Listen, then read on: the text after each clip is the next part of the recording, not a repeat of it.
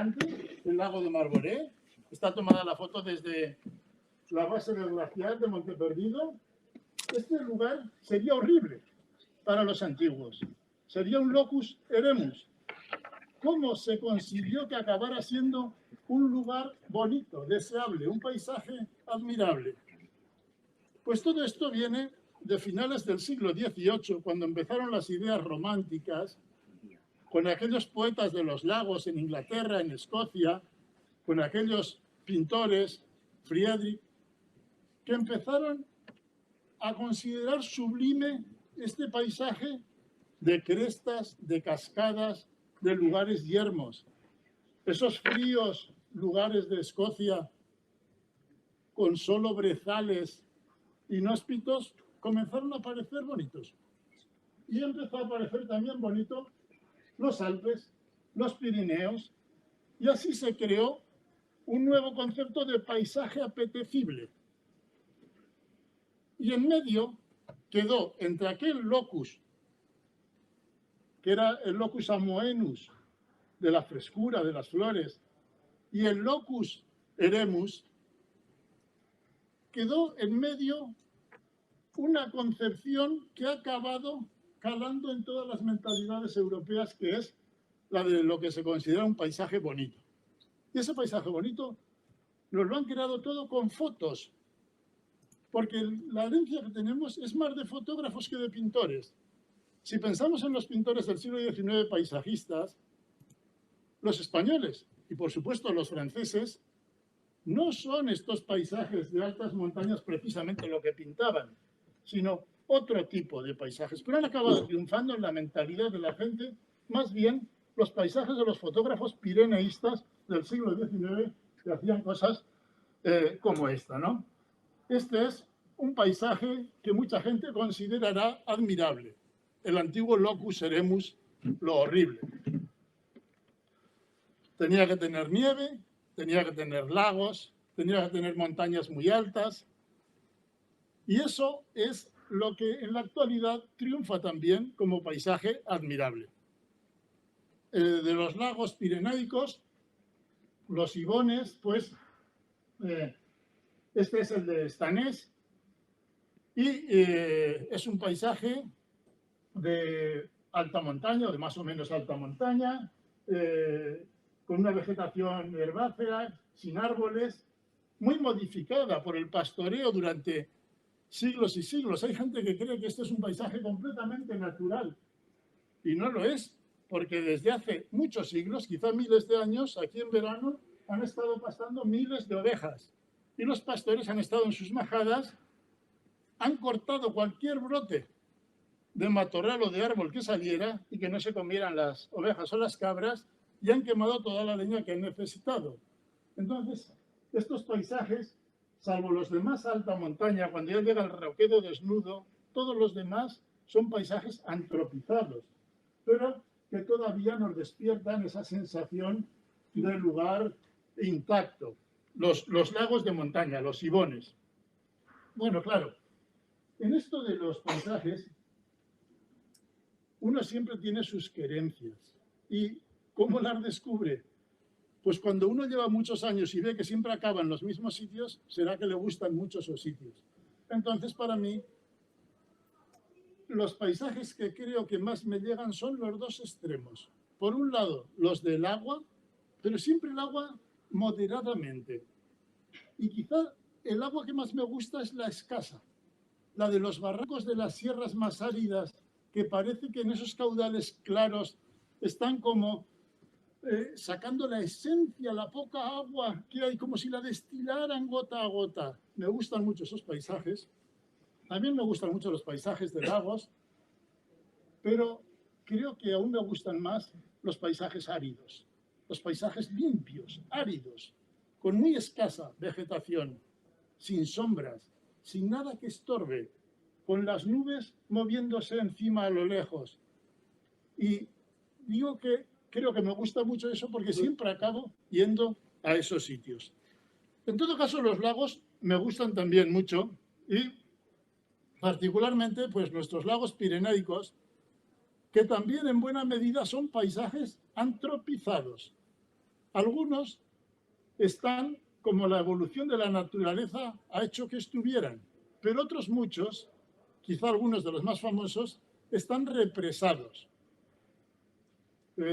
Seguro que muchos de ustedes han estado en Respomuso o Respumoso, pues es un lago cuya extensión y cuya capacidad era hace 70 años, pues quizá una décima parte de la que tiene ahora, porque se represó como se represaron otros muchos ibones del Valle de Tena. Allí también hay un paisaje en esos lagos que, si uno conoce la historia, todavía encuentra más sobrecogedora, porque ahí estuvieron trabajando durante decenas de años miles de obreros en unas condiciones tremendas, viviendo en barracones para construir todas esas presas y para construir docenas de kilómetros de túneles para llevar el agua a las centrales. Este que estamos viendo aquí es el de Llauset, en Ribagorza, uno de los más grandes, porque también ha sido represado para mandar el agua a la central de Moralets, que está 800 metros más abajo y que es una central gigantesca, que es de estas reversibles, que cuando la electricidad es muy cara, cae el agua del lago, produce mucha electricidad, la almacenan en otra presa abajo y cuando la electricidad es barata, entonces suben el agua de nuevo aquí al lago de Llauset para emplearla para producir electricidad cuando es más cara.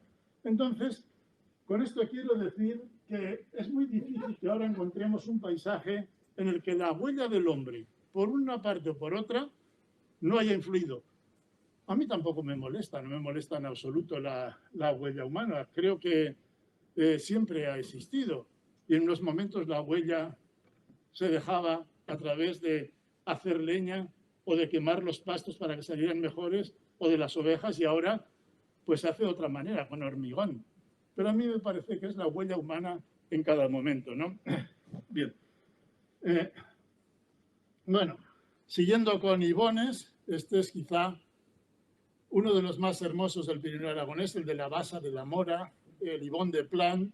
Entonces, este paisaje que resulta espectacular, es un paisaje también muy, muy cambiante. Los ibones, como todos los sistemas lagunares en España, son extraordinariamente frágiles, porque todos están ocupando cubetas glaciares con escarpes arriba que se están erosionando constantemente. Los derrubios que caen de los escarpes acaban llegando al lago y no sé cuántos años le queda a este lago, pero quizá no muchos, porque acaban todos completamente rellenos por los derrubios. O sea, son paisajes efímeros y frágiles los de los ibones. Ibones, ¿saben? Bueno, aquí los llamamos ibones en Aragón, pero lagos glaciares hay en todas las cadenas montañosas de cierto empaque. Aquí en España, pues en el sistema, en la cordillera Cantábrica, no tan abundantes como en Aragón, pero hay bastantes.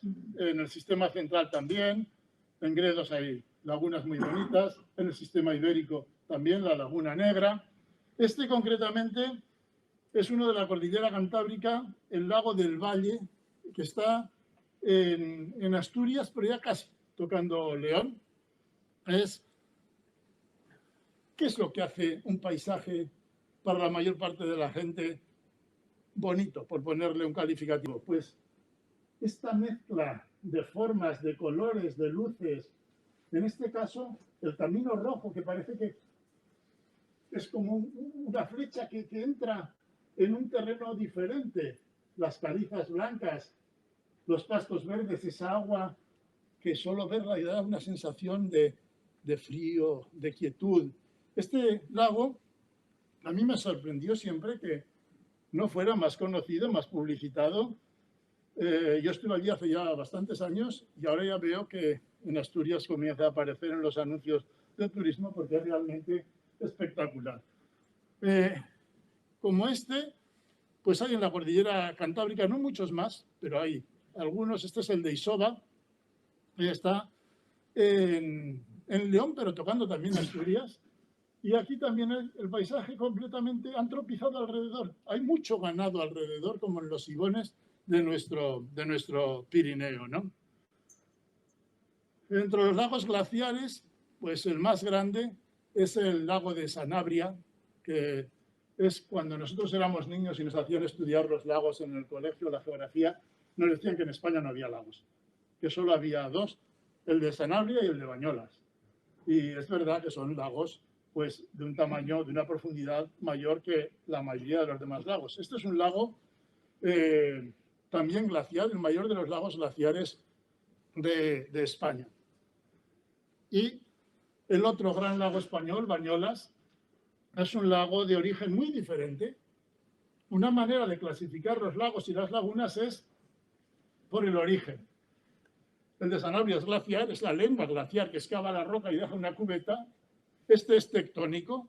Los glaciares, perdón, los lagos de origen tectónico son aquellos cuyo vaso, donde se contiene el agua, se ha formado por fuerzas tectónicas que casi siempre lo que ha formado la cubeta es el empuje tectónico que actuando sobre rocas muy duras como el granito, que no se pliegan sino que se quiebran por fallas, al apretar como si se tratara de un gran bloque de hielo que esté rajado y al apretar un bloque va para arriba y otros para abajo, pues los que quedan más abajo forman una cubeta que en muchos casos, o en algunos casos, ha sido rellenada por el agua, ha servido de vaso para un lago, y este es uno de los de origen tectónico en España, es el de Bañolas. Es un lago, este día era un día extraordinariamente lluvioso y el aire del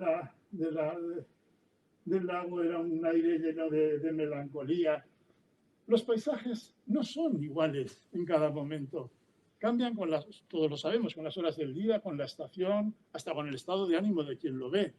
Entonces, es muy difícil. Cuando yo oigo hablar de que se hace clasificación de paisajes y les ponen nota. ¿Y nota? ¿Cómo les ponen nota? ¿Quién es el que dice esto es mejor o este es peor? ¿Y en qué momento lo ha visto? ¿En qué estación del año? ¿A qué hora? Entonces los paisajes, como son creaciones personales, a pesar de que las hagamos partiendo de la cultura que tenemos, para mí son muy difíciles de catalogar o de calificar, ponerles una nota. Tú le pones una nota hoy a Bañolas, pero vas mañana y tendrías que poner nota. Ha cambiado todo. Bien, bueno, continuando un poco con paisajes de lagos en España, lagunas hay muchas lagunas y muy interesantes en España. En eso, las dos mesetas, su meseta norte y la sur y Aragón, tenemos una riqueza extraordinaria en lagunas, muchas de ellas de carácter endorreico. Saben que el endorreísmo dentro es que las aguas se quedan dentro, que el territorio es demasiado llano, las lluvias son demasiado escasas y las que caen se van acumulando en una parte un poquito más baja porque no tienen salida mediante un río o un barranco hacia el mar. Entonces, esos territorios endorreicos están en lugares bastante llanos y poco lluviosos. Hay muchos en Castilla del Norte, en la submeseta norte, en La Mancha y muchos en Aragón. Creo que en Aragón, bueno, tenemos la joya de la corona, que es Gallocanta, que es una laguna endorreica. Esta está en Cuenca, es la laguna de Lito, y estas lagunas, con mucha frecuencia, siempre son muy someras. Tienen 2 palmos de profundidad, 3, 4, raramente llegan a 1,5 metros. Esta es la laguna de Lito, en Cuenca, tomada la foto en un momento en que está casi seca. Se ven sales que le dan ese color blanco. Pero en La Mancha hay muchas más. Esta es la de Manjavaca y son lugares excelentes para aves. Y estos paisajes de las lagunas manchegas son tan peculiares porque las viñas llegan hasta la misma laguna. Entonces, depende también en qué estación vayas, cuando las viñas están recién podadas o cuando están verdes o cuando están vendimiando, modifican si hay más aves, si hay menos aves, pero son muy abundantes las lagunas endorreicas, como he dicho, en La Mancha. Las lagunas endorreicas, en algunos casos, han sido siempre ha habido mucha afición a desecarlas, porque decían que traían enfermedades, que es verdad, y decían que además eran terrenos llanos que hubieran venido muy bien para la agricultura o la ganadería. Y muchas de las lagunas endorreicas fueron desecadas en la década de 1950 y 60. Las más extraordinarias, la famosa laguna de la Nava en Palencia, el Mar de Castilla, que resulta emocionante leer los textos de quienes la vieron viva hace 60 o 70 años. Rodríguez de la Fuente tiene un texto sobre los recuerdos de su infancia de la laguna de la Nava, que es espectacular, porque es el paisaje sonoro, es el paisaje de la luz, es el paisaje de las nieblas que se levantaban en medio de un griterío ensordecedor de aves. Pues la laguna de la Nava desapareció. La desecaron y ahora están volviendo a meter agua allí, pero deben de tener 200 o 300 hectáreas de laguna, cuando la laguna de la Nava tenía 4.000 hectáreas. Aquí en Aragón tenemos el mismo ejemplo en la laguna del Cañizar, en Teruel, que también es un paisaje espléndido y se está recuperando. Y esta era la laguna de Pitillas, en Navarra, que creo que es de los de mayor éxito en cuanto a la recuperación. Era una laguna endorreica que también había sido desecada y que ahora nos ofrece este aspecto magnífico. Bien, luego hay otros lagos y lagunas. De estos en Aragón no tenemos, que son de los que se han formado por una presa de toba, de tosca. La llamamos tosca en el Alto Aragón, en castellano la suelen llamar toba. Es una piedra extraordinariamente porosa y ligera, que se forma porque el agua, que tiene una gran carga calcárea, un agua muy dura, que proviene toda de rocas calizas, pues cuando esa agua salpica en las hierbecitas que hay al lado del cauce, esa agua se evapora y va quedando una capa, una costra, en esas hierbas calcárea, que al final acaba juntándose la de una y otra y haciendo una roca muy ligera, muy buena para hacer chimeneas y hornos, la toba o tosca. Y esa roca que se va formando a los dos lados del valle, llega un momento en que cierra el valle. Y entonces, al cerrarse el valle, se forma una laguna. Quienes hayan estado en el Alto Tajo, yendo desde Zaragoza, cuando si van por Molina de Aragón, es posible que entren por una carretera que baja mucho y dejen a la izquierda una laguna que es la de Taravilla, que es una preciosa laguna de estas formadas por un muro de toba. Y la más clara es esta que se llama Laguna de la Toba, que está en Cuenca, en Beteta, y que es una preciosa laguna de las que hay bastantes en la provincia de Cuenca. Pues igual tienen una veintena de lagunas de este tipo, formadas por toba, ¿no? Aquí en Aragón, ya digo que no tenemos. Las más famosas de las lagunas formadas por muros de toba son las lagunas de Ruidera, donde nace el río Guadiana. Si no han estado, no pierdan la ocasión de ir, es un paraje magnífico. Está entre las provincias de Ciudad Real y Albacete y el agua ha ido formando muros de toba y ha formado 11 lagunas, me parece que son 11, y un salto de una a otra en los años que hay buen caudal. En este me imagino que el agua no saltará, sino que se filtra. Pero son lagunas todas debidas a estos muros de toba y con un color que no hay otro color en España en aguas igual al de las lagunas de Ruidera. Es un azul tan especial que a veces recuerda algunos azules que se ven en Alaska y en otros sitios. Es un azul muy potente, el de las lagunas de Ruidera. Y en nuestra región, pues bueno, nuestra joya es Gallo Canta. Gallo Canta es la mayor laguna endorreica que hay en España en estos momentos. Tiene una cuenca, recoge el agua de una cuenca de unos 500 kilómetros cuadrados. Está a una altura muy considerable, de modo que eso la hace ser una rareza dentro de las lagunas españolas endorreicas, que no suelen tener las montañas tan cerca como están aquí. Entonces, esta laguna de Gallo Canta, aquí está vista desde Berrueco en un día de invierno y es espectacular en cualquier momento del año que se vaya. Le han dado fama a las grullas y merecida fama. Este año he oído decir que había días que habían censado 111.000 o 115.000 grullas, de manera que el paisaje sonoro y visual de las grullas en Gallo Canta le añade encanto a un lugar que, aunque no estuvieran las grullas, sería también magnífico. Gallo Canta en invierno,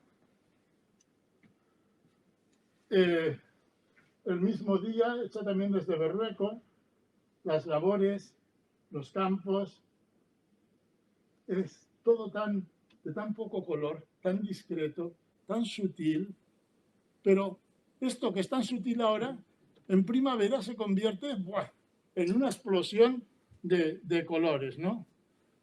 De nuevo, la misma laguna, el pueblo de Berrueco y la laguna a la derecha. Entonces, aquí cabría introducir otro tema en cuanto al paisaje, que es el tema del roquedo. El roquedo, yo no digo que para disfrutar del paisaje haya que saber de rocas, de árboles, pero ayuda. Entonces, el roquedo, cada tipo de roca se modela de forma diferente al erosionarse.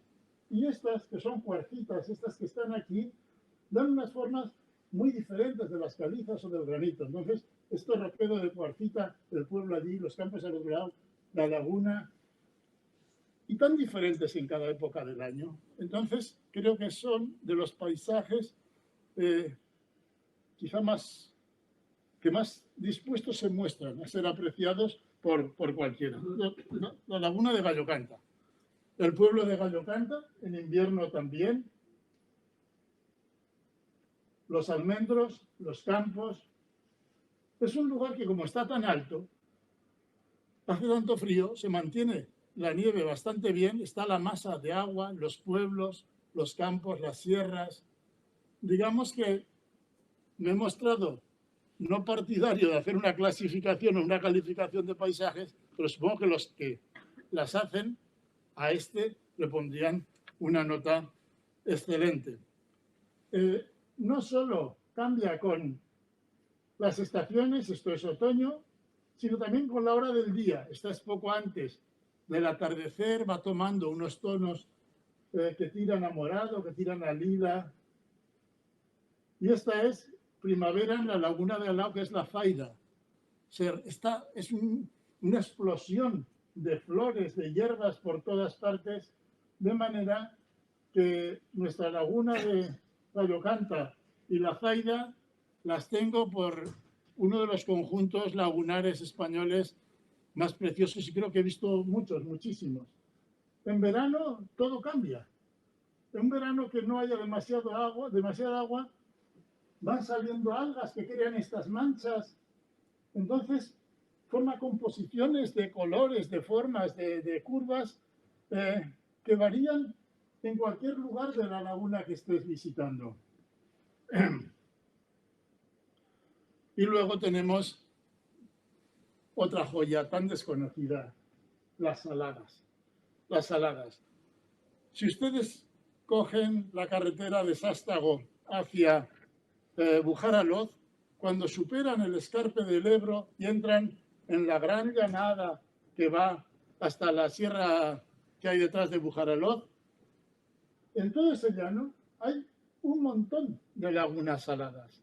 Son lagunas que cuando llueve tienen un poco de agua, un palmo, casi nunca dos, pero que luego, en cuanto ha pasado un tiempo, el sol va evaporando el agua y quedan unos fondos cubiertos de sales que dan unos colores, que dan unas figuras, unas líneas que son dignas del pintor más osado. Aquí mismo, la línea recta del horizonte, las manchas grises, el cuarteamiento del fondo, los rosas y sobre todo el acompañamiento de los cielos. Quizá no haya paisaje tan cambiante y tan precioso como el de las nubes. Las nubes, que por eso yo le tengo afecto a la montaña, pero mucho. también a la llanura. La llanura es el paisaje de las nubes. Entonces, las ves moverse, las ves cambiar de formas, las ves cambiar, avanzar más rápido, más lento, crear todas esas formas y esos cielos que en el centro de Aragón, en los Monegros, a mí me parecen uno de los mayores regalos del paisaje. Las saladas del entorno de Bujaraloz y de Sástago. Hay muchas, ¿eh? Luego, esta vegetación tan especial, halófila, esta vegetación que ama la sal y que es muy variada, porque tiene desde plantas que recuerdan a juncos, a otras que son más almohadilladas.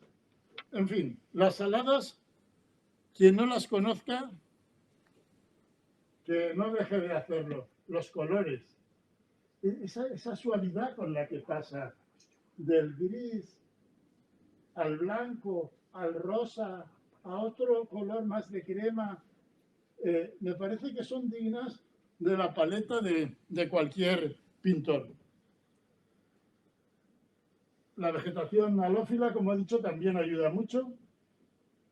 Y la sal que se queda depositada sobre las plantas, dibujándolas en blanco,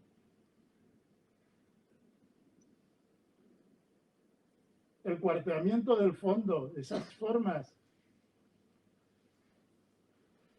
Quizá la primera que he puesto, la salada de Bujaraloz, y esta, que es la laguna del Puello, que está al lado de la laguna de la Playa, que son las más extensas, sea la... No sé qué calificativo ponerle a esta, pero esta es la que hace como unas formas más inverosímiles, más caprichosas. Son tan puras, tan limpias, tan como si hubieran sido diseñadas para ser pintadas. Este suelo cuarteado aquí, las pocas matas, luego hay unas rayas de alguien que ha ido por allí con coche, y luego otra barrera con un poco de vegetación, blanco y la línea del fondo. Esta laguna del Puello para mí es la que ofrece panorámicas más especiales, El color de la sal rodeando las plantas, estas manchas en primer término y sobre todo siempre el horizonte recto con una nota blanca antes de terminarse, me parece que hace de la laguna del Puello una de las mejores. Y ya llega al colmo, aquí, el cuadro más abstracto que ustedes puedan imaginar, y es la foto tomada allí. Es la laguna del Puello, solo la línea del fondo.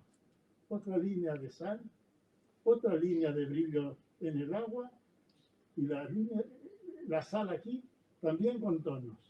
A mí me parece de una pureza y de una limpieza absoluta. Bien.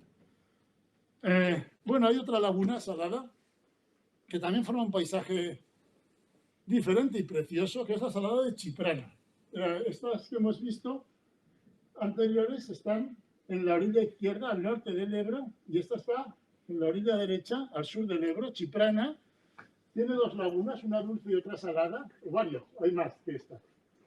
Pero esta, que es la más profunda, es una rareza.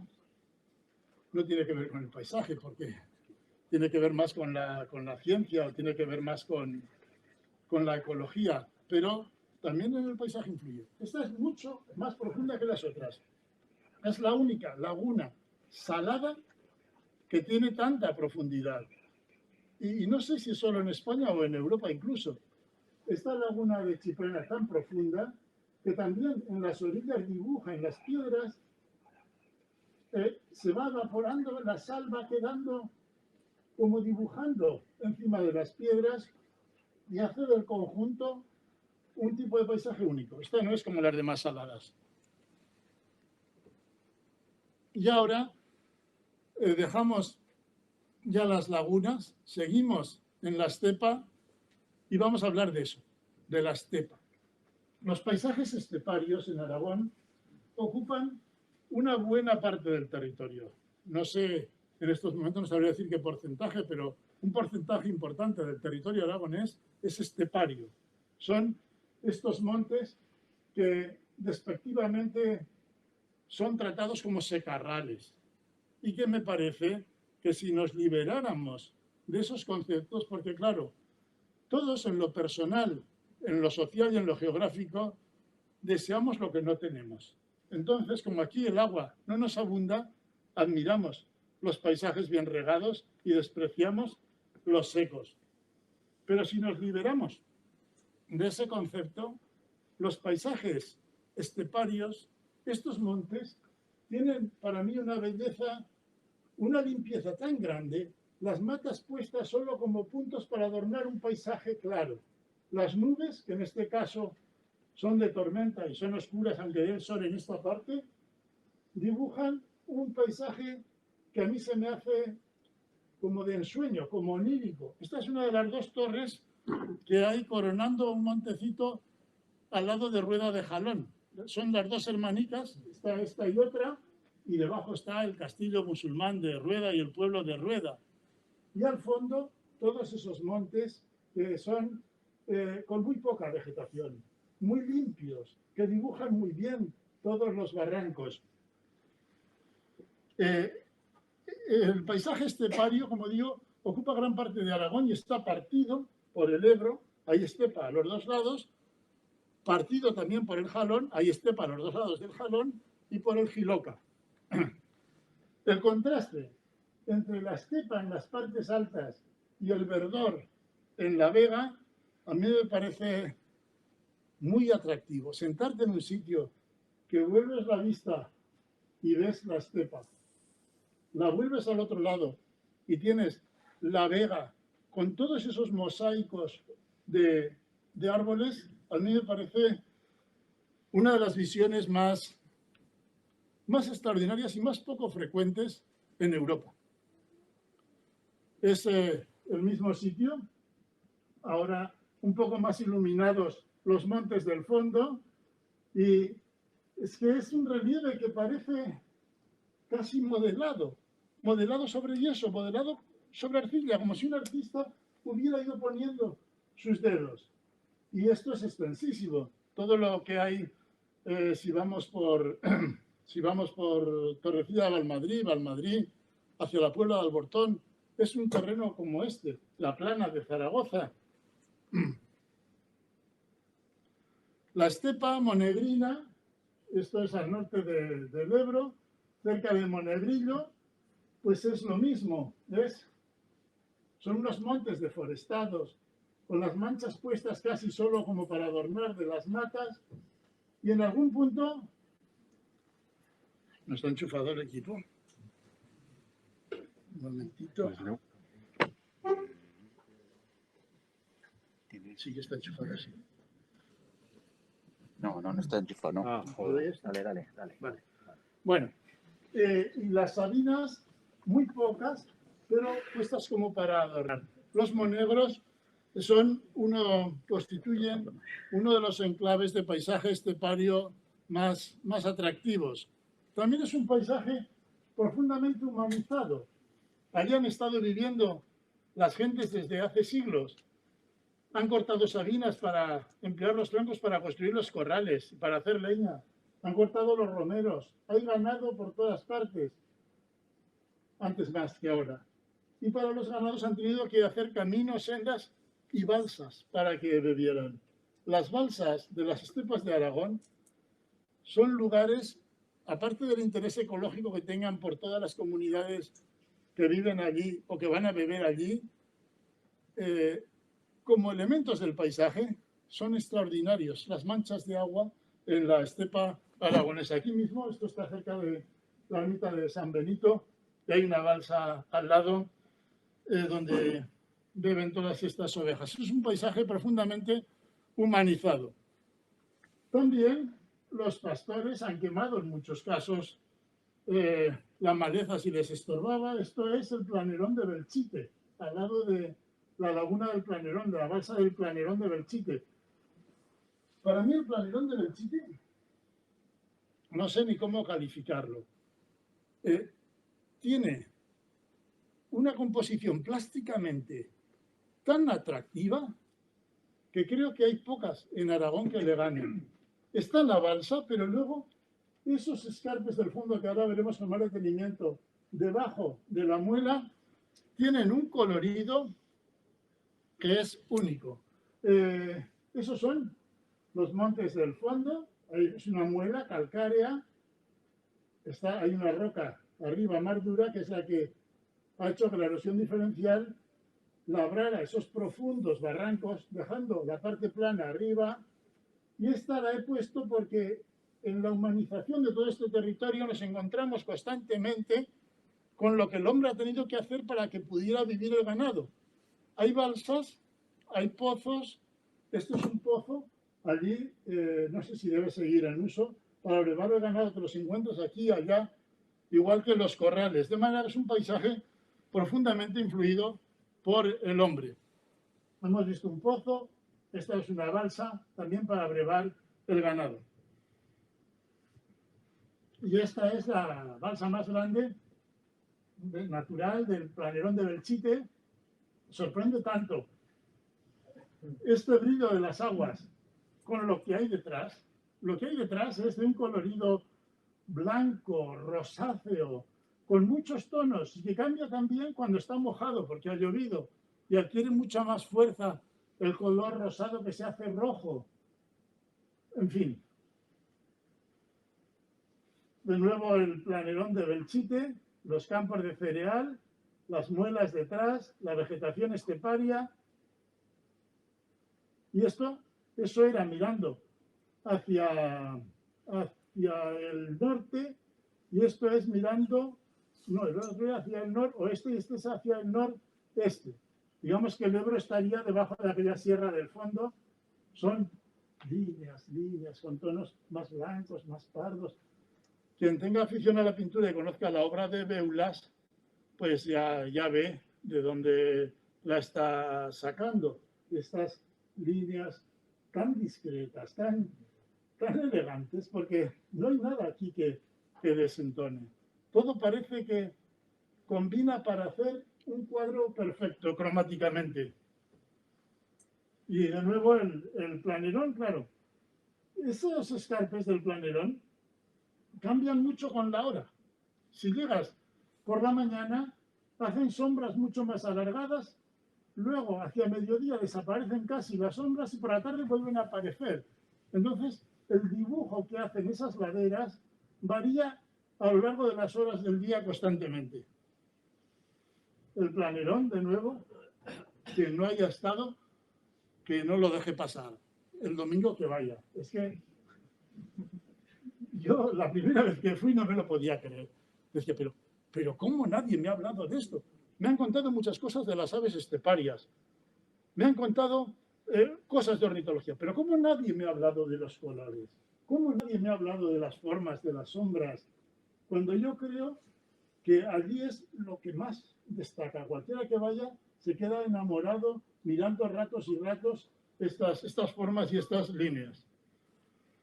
Bien, volvemos a Rueda de Jalón. Para mí uno de los lugares más atractivos de esta región. Es donde hemos visto antes la Torrecica, esta ruinosa, con todos los montes deforestados al fondo. Y si miramos hacia el otro lado, vemos el castillo musulmán, muy importante en su día, hecho todo de piedra de yeso y también tapial de yeso. Y luego el pueblo abajo, que tenía muchas viviendas en esos escarpes que se ven a la derecha en cuevas, y luego la Vega del Jalón. Es que es tal el contraste que existe entre la estepa de arriba y esas líneas de frutales abajo, de árboles, de verdor, de todo lo que se riega con el agua del Jalón, que recuerda pues aquello que nos contaban en historia de que Egipto era un don del Nilo.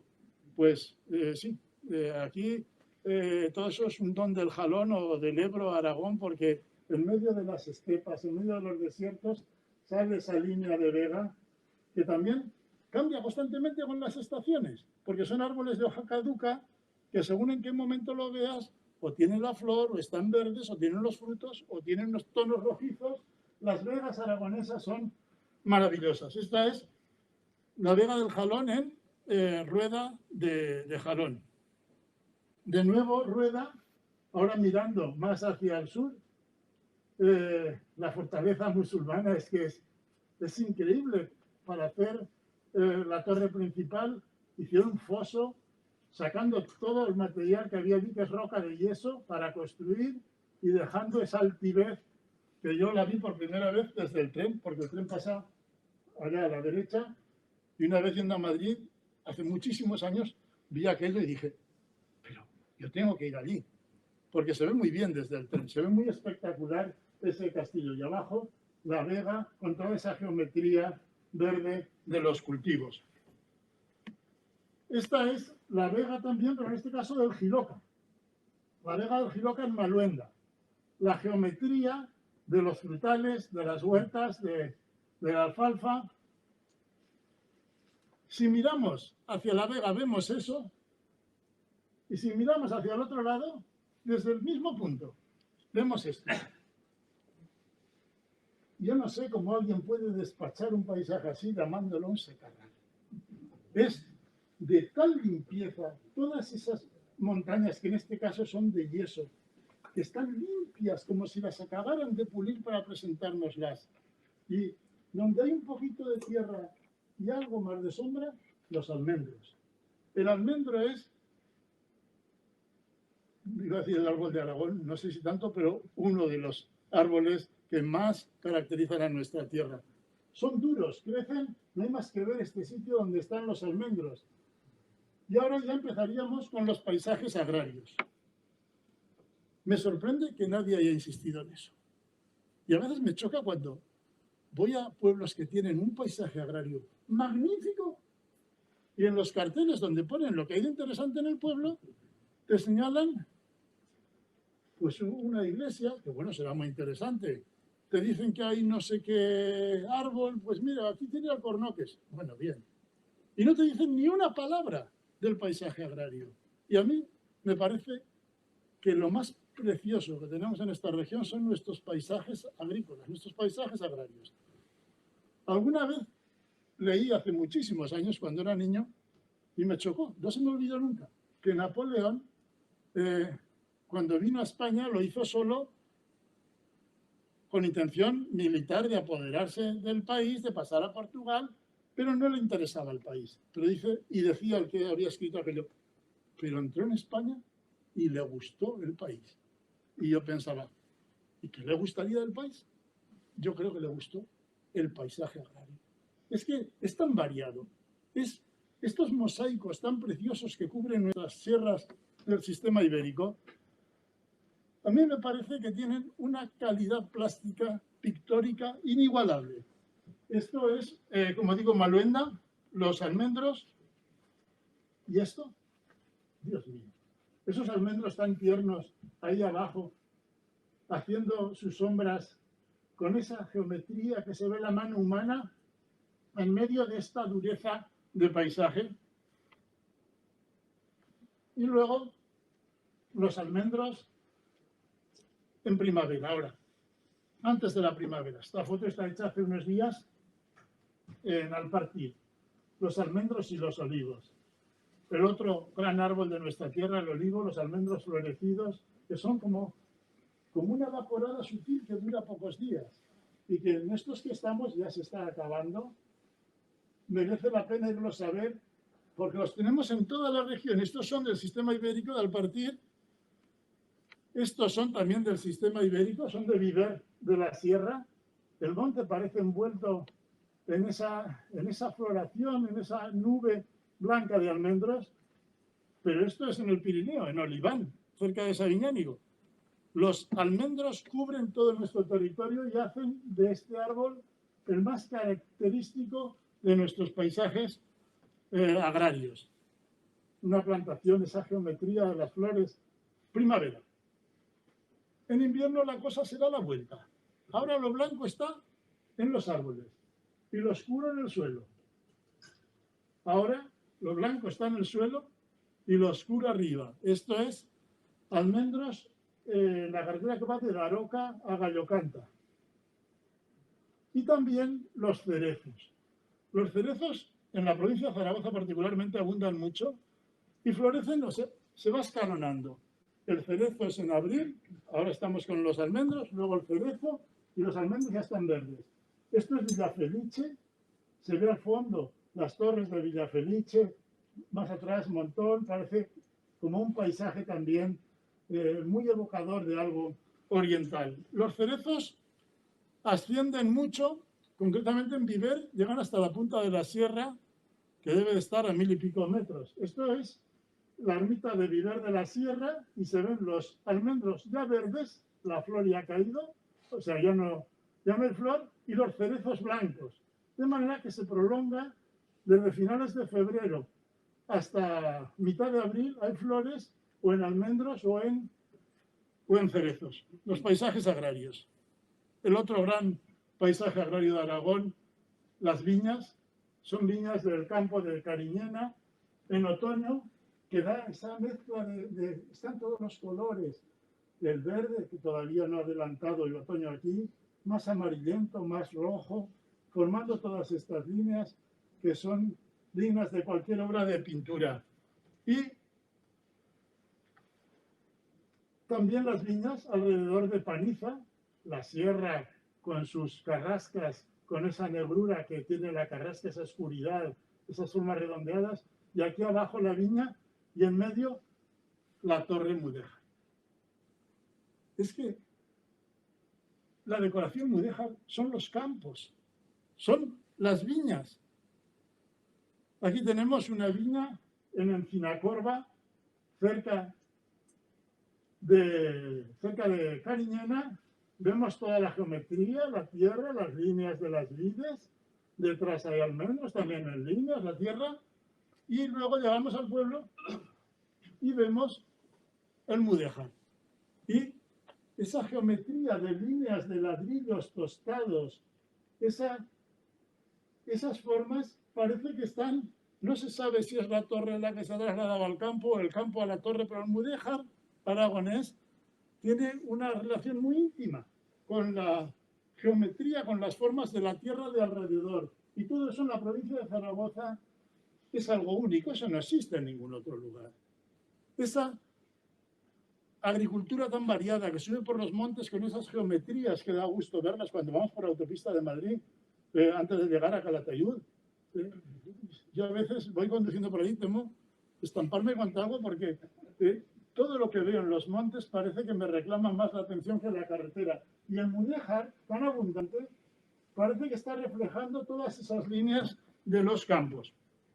Hemos visto el almendro, hemos visto las viñas y el cereal. El cereal, los campos de cereal, cuando no son extensiones grandes como hay en la agricultura extensiva en otras zonas, forman todos estos dibujos que parece que ha pasado la brocha del pintor. Ahora un poco más cálido, ahora un tono más pardo, ahora las líneas horizontales, 4 manchas de carrascas. Esto es en la provincia de Teruel, cerca de Blancas, yendo desde Blancas hacia la laguna de Gallocanta, hacia Tornos, y es un gozo ver todas las líneas del cereal, los colores de la tierra.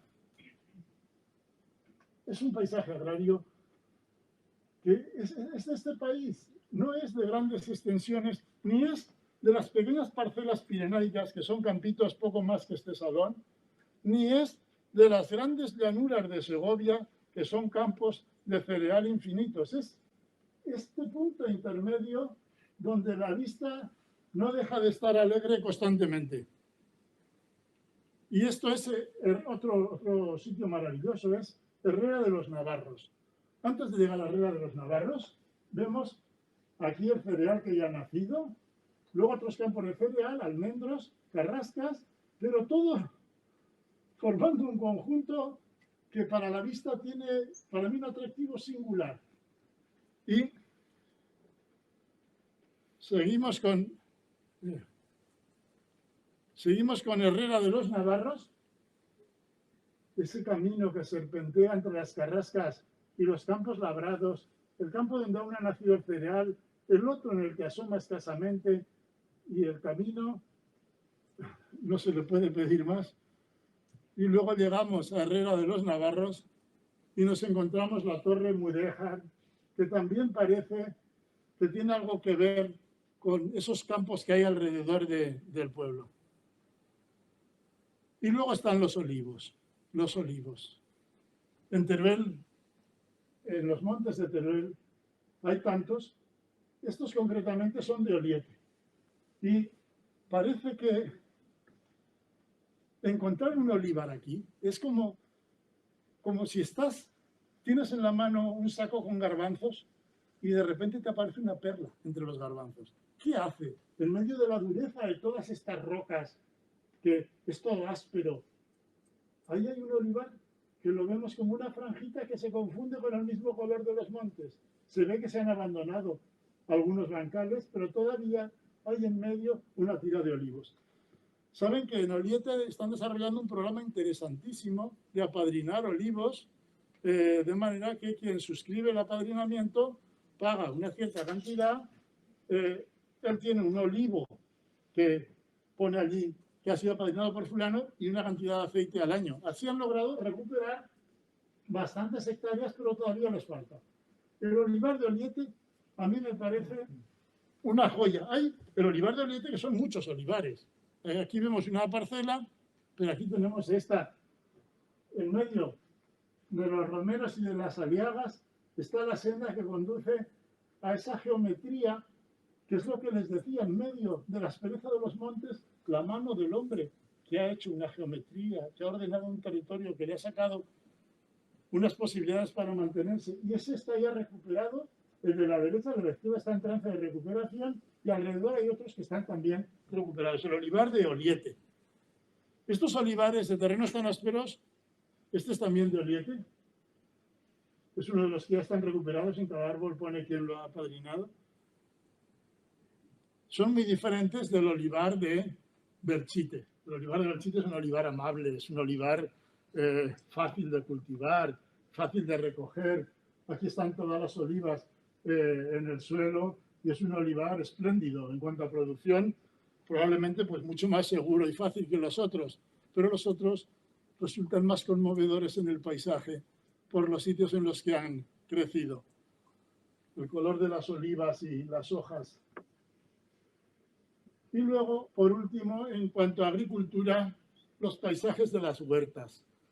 En los pequeños valles, igual del Pirineo que del sistema ibérico, cualquier río está alimentando una serie de huertas que han mantenido a una población muy elevada. Este pueblo es Moros. Para mí, como pueblo, como núcleo urbano, quizá el más atractivo de la región. Es un cuadro cubista. Toda la arquitectura de barro en formas perfectamente rectas que se escalonan hasta cerca del río.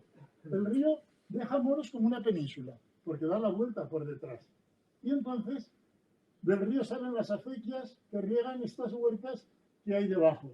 El paisaje de huertas es un paisaje tan parcelado, tan cuidado. Lo que ocurre es que, por desgracia, están siendo abandonadas en todas partes. Y aquí también se cultivan algunas, pero no todas las que había antes. El paisaje de huertas es sumamente atractivo. Y ahora cambiamos de tercio y nos vamos a otro paisaje muy poco valorado y para mí seductor. El paisaje de las margas. Las margas saben que es una roca blanda de color gris o azulado que es de las más recientes que se han formado. ¿Dónde se formaron margas?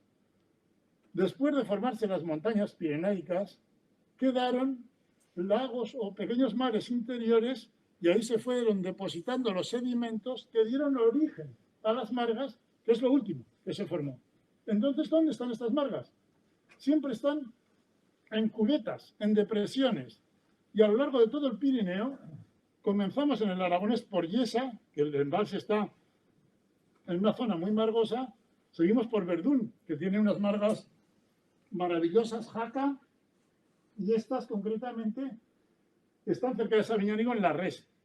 Entonces, las margas, que por allí llamamos terreros, o salagón, son unas rocas muy blandas que se erosionan con mucha facilidad y son lo que llaman en otros países y en geomorfología así lo designan los Badlands, mal país. Claro que es un mal país. Si lo que piensas es en la agricultura, es un mal país, ahí no crías nada. Pero si no tienes que comer de la tierra, no son ningún mal país, porque dan unos paisajes, para mi gusto, de una limpieza impresionante. Fíjense las aliagas florecidas con ese fondo de esa pureza gris que difícilmente se encuentra con ninguna otra roca ni ningún otro paisaje. Las margas siguen por Aínsa, por la comarca de la Fueva, entran en Ribagorza, o sea, recorren toda la depresión intrapirenaica. Estas son también las margas de la res, que dan estas formas tan peculiares y tan limpias. Ese es el río Aurín. Y estas son las margas de Yebra de Basa. Si suben a Santa Orosia, la gente sube mirando hacia arriba y hasta le molesta caminar por aquí porque a veces se hace barro y es muy pegajoso. Esto está al principio del camino. Y ahí hay una zona de margas deliciosa, porque son estas formas tan limpias, se dibuja también ahí todo el proceso de la erosión, lo que se va desgajando y que va marchando, y casi parece una maqueta, no parece ni un relieve real. Las margas de Yebra de Basa, en las que el hielo forma en invierno estos ríos, estos barranquillos helados que con un color tan claro, blanco, grisáceo, combina perfectamente con el entorno margoso. Y en los lugares donde hay un poco más de tierra al fondo, los campos rodeados todo de estas cárcavas, de este badland, de estas margas que son tan despreciadas. Creo que soy el único en el mundo que alaba las margas, pero a mí me parecen paisajes estupendos. Además, la escasa vegetación que crece en las margas, los pinos, tienen la delicadeza de las hojas del pino, parece que destaca más en este ambiente de la aspereza margosa, parecen más claros, más transparentes. Esto es la Fueva. En la comarca de la Fueva, la de San Victorián, hay una zona de margas preciosa también. Y la segunda relación, margas y embalses. ¿Dónde están los embalses? Donde hay margas, claro. ¿Pero por qué? Porque lo que necesita el embalse es una cubeta que se pueda cerrar con facilidad. Esas cubetas son los fondos de los antiguos lagos que había cuando se formó el Pirineo y donde se formaron las margas. De manera que ahora vuelven a ser lagos porque son el embalse de Yesa, el embalse de la Peña, o este que es el embalse de Arlis, que está en medio de una formación de margas muy interesante. Y ya casi para acabar, les he dicho que a mí me gustan los lugares donde el agua parece que es la esencia misma que sale de la tierra gota a gota, no los grandes ríos, estos barrancos humildes de las sierras que parece que van destilando a base de gotas, de chorritos muy finos hasta formar un caudal clarísimo. Hay muchos barrancos de estos muy desconocidos, algunos más conocidos, otros menos, y van al sur del Alto Pirineo, al sur del eje pirenaico. Hay muchos, por ejemplo, en la zona del Guarga, en la zona del río Asabón, muchos van a bañarse a esas pozas que hay cerca de Salinas de Jaca, cerca del embalse de la Peña. Son todos así. Este está un poco más al norte, este es el barranco de Forcos. Todos corren o por un suelo de margas o por uno de flis, que son esas capas alternas de areniscas duras y de margas blandas que se erosionan con mucha facilidad.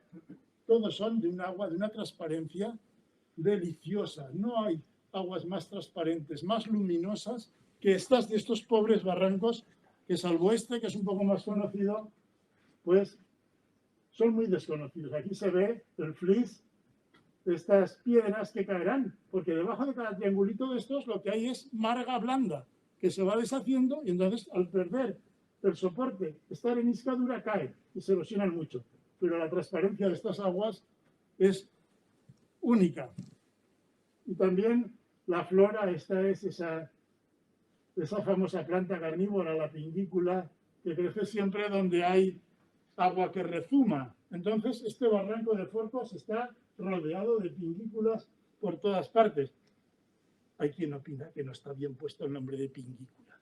Tendría que llamarse pringícula, porque pringa, sí, las hojas son tan pringosas que se quedan, los mosquitos pequeños que van allí se quedan pegados y la planta los absorbe.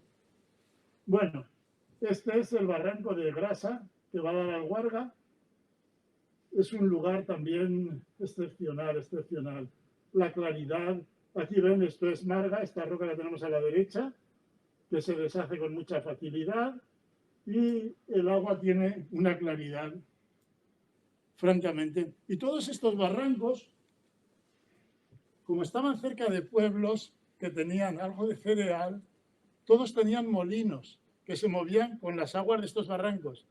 Y en todos quedan restos de los azudes, que son agujeros que había en la roca para clavar los troncos con los que se tejía un azud de ramas para desviar el agua hacia el molino. Este es uno de la línea, porque sigue toda una línea de agujeros en este barranco de Grasa. Pero parece que esto le añade aún al paisaje los restos de obras antiguas, otro encanto más que en este barranco de Grasa. No es que lo necesitara porque tiene sobrados, pero allí está.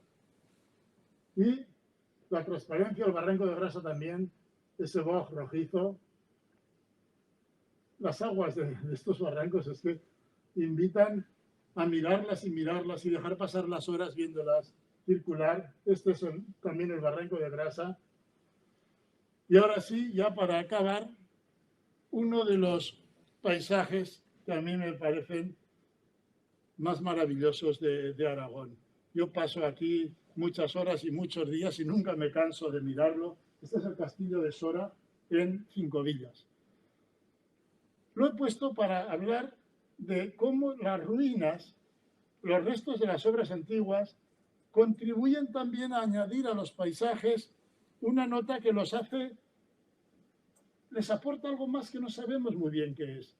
Si esta roca que hay aquí no tuviera encima los restos de esa fortaleza, que es fortaleza ya árabe, quizá antes estuviera allá, pero árabe por lo menos en buena parte, y luego ese torreón magnífico del 16, que no sé para qué lo hicieron, cuando ya no había nada que defender, pero el duque de Villahermosa, aquel duque Martín, culto, que acompañó a Carlos V en su coronación en Europa, conoció a los sabios del momento, se trajo aquí canteros formidables, porque las ventanas que miran al otro lado son de una delicadeza suprema. ¿Para qué hizo el duque Martín esa torre?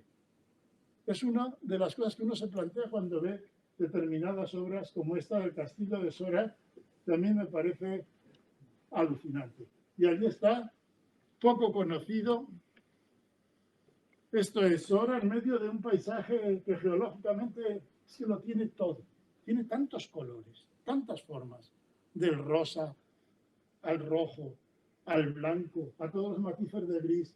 Tiene tantas formas, los estratos planos donde alternan arcillas con capas más duras de caliza y luego abajo yesos de todos los colores, con unos pinos que son auténticos bonsáis que les ha costado crecer en esas laderas.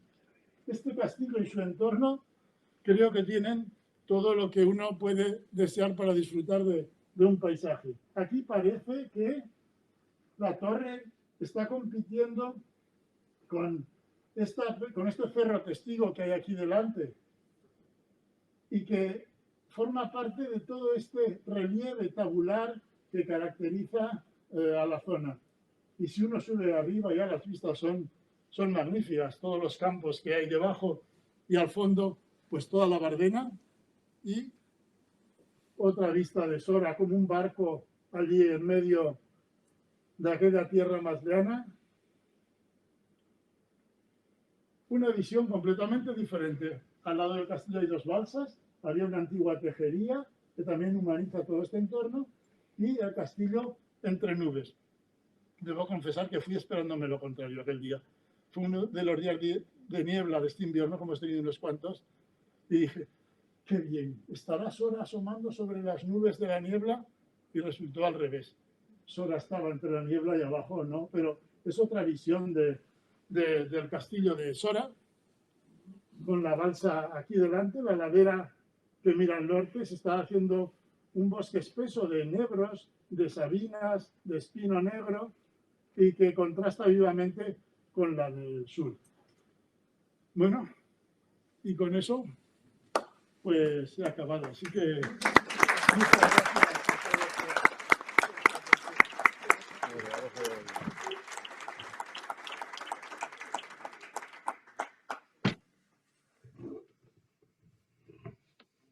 Bueno, pues por supuesto, muchas gracias, Severino. Y bueno, como siempre, a mí me ha encantado y supongo que a la mayoría de los presentes, o a todos los presentes, pero están poniendo alguna pregunta en vía online. Si alguno de los presentes tiene alguna pregunta con Severino, o le pregunto lo que hay por ahí.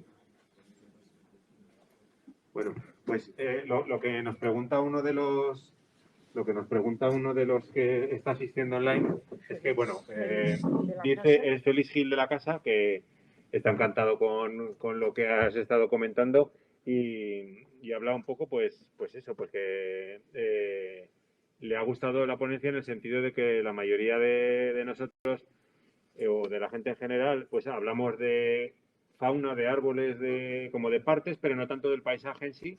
Y bueno, su pregunta es si le puedes comentar algo de tu opinión acerca de que exista ese desapego hacia el paisaje puro y duro, digamos, y nos solemos centrar únicamente pues en partes del mismo, en fauna, en árboles, pero no solemos hablar tanto del paisaje en el sentido como el que has hablado tú. Yo creo que en parte responde a una manera de vivir. Por una parte hay gente muy aficionada a la botánica y más a la fauna, y dentro de la fauna más a las aves, que entonces pues centran un poco su mirada sobre eso. Pero generalmente esos algo de paisaje ven también. Pero luego iba a comentar que al día siguiente o a los pocos días de que me preguntaran estos en el Guarga, ¿hay algo por ahí? Me llegó un vídeo de promoción de una comarca aragonesa, un vídeo turístico, que todo el mundo ha calificado de excelente. Y el vídeo es, no sé, en 3 minutos quizás salen 500 imágenes. Va a toda velocidad, todo rápido. Y todo el mundo que sale, o casi todo el mundo que sale, está corriendo. Van en bicicleta, van corriendo, van caminando, van retándose. Entonces, esa es una manera de vivir, que yo creo que hay muchas formas de acercarse a la naturaleza, y esa es una. Desde luego no es la mía. La mía se parece mucho más a la del poeta este chino que nombraba al principio, Wang Wei, de despacio, de contemplar, de mirar todo. Pero entiendo que esta manera mía no es la que va más acorde con los modelos de vida que ahora estamos viendo, que piden una extraordinaria rapidez. Todo tiene que cambiar muy deprisa, muy deprisa, muy deprisa. Entonces, la naturaleza y el paisaje creo que piden otro ritmo, y que si uno va con otro ritmo a la naturaleza, creo que tiene más fácil la apreciación del paisaje. Pero vamos, creo que la vida actual no acompaña mucho a esta vida contemplativa que yo defiendo. Bueno, pues muchas gracias. Un momentito. Tenemos una pregunta también de UG Fuertes, que me ha pedido expresamente que lo lea tal cual nos lo transmite aquí en el chat. Te está siguiendo online desde Montreal del Campo, supongo. Gracias por transmitir ese amor al paisaje en mayúsculas, desde la emoción. Me siento muy identificado con todo lo que has expresado acerca del paisaje humano y cultural. Quería preguntarte, ¿qué momento y qué lugar te ha emocionado el que más cuando lo has visto por primera vez? Voy a seguir. ¿Qué lugares te han hecho llorar por su belleza o grandiosidad? ¿Y qué piensas de las nuevas construcciones humanas que están invadiendo el paisaje con aerogeneradores? Soy Uge Fuertes, muchas gracias. Bueno, la primera sí que recuerdo muchos paisajes que me han causado una impresión muy viva. Y tengo que decir que la mayoría han sido de la provincia de Teruel, porque cuando llegué a sitios de los que no me había hablado nadie, nunca, hace ya muchos años. Hice una guía de Aragón hace pues, casi 30 años. Entonces visité todos los pueblos de Teruel y de muchos no sabía nada. Recuerdo, por ejemplo, cuando llegué a Alcaine, no me lo podía creer. Aquellos montes tan limpios, aquellas rocas que solo tenían 4 matas como puestas allí para adornar. Aquella hoz del río Martín, me produjeron una impresión fortísima y casi la misma cuando llegué a Cuevas de Cañar. Cuevas de Cañar también, aquellas sierras tan peladas, aquel salto de agua encima del pueblo. Y sobre todo creo que fue muy fuerte porque ni había visto antes ninguna imagen, ni nadie me había hablado nunca de todo aquello. En cuanto a paisajes que me hayan hecho llorar, no han sido nunca por la grandiosidad, es otra cosa. No me impresiona mucho la grandiosidad. Cuando yo he dicho lo sublime del paisaje, pues sacando, porque empleo la palabra sublime porque es la que emplearon los románticos que pusieron de moda los paisajes de la alta montaña, los pireneístas primeros, los fotógrafos primeros del Pirineo hablaban de lo sublime, también los que iban a los Alpes. A mí me impresionan, pero no son los que más me impresionan. Me impresionan mucho las pequeñas cosas, ¿no? Entonces, por ejemplo, cuando en una ladera hay algún pequeñísimo manantial, casi gota a gota, que emana arriba, y la ladera se ha cubierto de hielo. Y entonces, por debajo del hielo, van bajando las gotitas de agua en un temblor constante, constante, constante. Para mí es tan hipnótico como el fuego. Me puedo pasar una hora mirando eso. Y como eso, muchas más cosas. Y en cuanto al tema de los aerogeneradores, pues es un tema que yo entiendo que es muy polémico y muy, muy complicado de tratar, porque entiendo que si somos partidarios de las energías, de las nuevas energías que no contaminan, si somos partidarios de la energía sostenible, en algún sitio habrá que ponerla. Entonces, me sorprende bastante algunas campañas que dicen energías sostenibles sí, pero así no. Entonces, claro, mi pregunta es, ¿y cómo? En algún sitio tendrán que estar. Entonces, claro, yo he decidido tomármelo por el otro lado. Y entonces, pues, en algunos momentos paso ratos mirando los aerogeneradores y me parece que si en vez de ser máquinas industriales fueran la obra de un artista, muchos los irían a ver. Entonces, por ejemplo, recuerdo desde la sierra que pasa de Sierra de Luna a Castejón de Valdejasa, un día, estando en la punta de la sierra, todo niebla abajo y asomaban solo sobre las nubes los aerogeneradores. Me pasé ratos y ratos mirando aquellos aerogeneradores. También entiendo que, por un lado, crean un problema muy grave para las aves, y eso lo sabemos todos bien, y en algunas sierras particularmente. Por otro lado, hay gente a quien le parece que destrozan los paisajes cuando se acumulan demasiados en algún sitio, y también lo veo razonable. Pero quiero decir que hay que poner todos los puntos de vista sobre la mesa, porque no podemos decir que cuando alguien dice energías sostenibles sí, pero así no, está diciendo energías sostenibles sí, pero que las placas y los aerogeneradores los pongan en otro sitio. Y los del otro sitio te dirán. Entonces habrá que llegar a algún tipo de acuerdo, de negociación, y entiendo bien los argumentos de quienes se oponen en muchos sitios a la instalación de aerogeneradores que, aparte de los problemas de las aves, crean problemas en la visión del paisaje. Pero bueno, todo esto es muy complicado, porque, por ejemplo, he hablado de los canales y de las presas en los lagos de montaña. Hoy, si los hubieran tenido que hacer hoy, no sé si los habrían dejado hacer, Y sin embargo, han sido para el Alto Aragón y para el Pirineo la llegada de la industrialización. Y la llegada de unos salarios que si no hubiera sido por ese trabajo, no sé de que cómo se habría modernizado todo aquello. Y también me choca una cosa. Vemos un arco perdido, un acueducto romano, y nos parece un monumento a preservar. Y si los romanos, cuando lo estaban haciendo, hubieran dicho, no queremos arcos para un acueducto, queremos beber como los iberos que había antes. Y ahora nos parece, o sea, que todo esto hay que ponerlo un poco en cuestión y pensar que hay algunas cargas que a lo mejor tendremos que pagar si queremos no consumir combustibles fósiles eternamente, ¿no?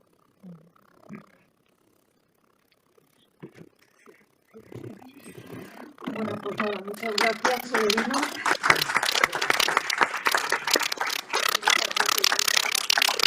Gracias por